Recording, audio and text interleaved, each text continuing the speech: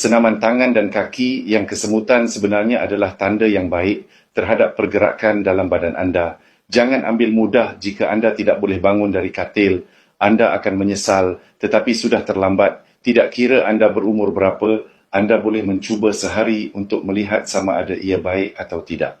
Cuma dahulu, kuning dan sesak dada, penglihatan kabur, rasa risau dan risau, telinga berdengung, kurang tenaga, ini semua perkara yang boleh berlaku.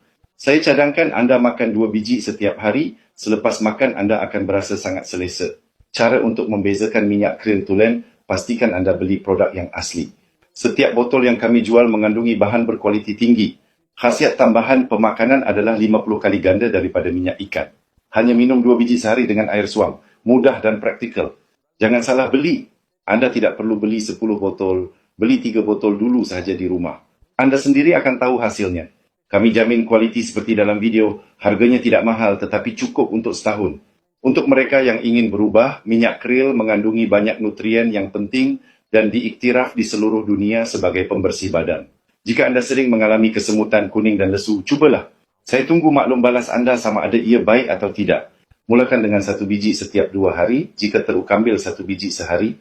Untuk mereka yang ingin berjalan dengan sihat pada sebarang umur, klik pautan di bawah dan beli sekarang.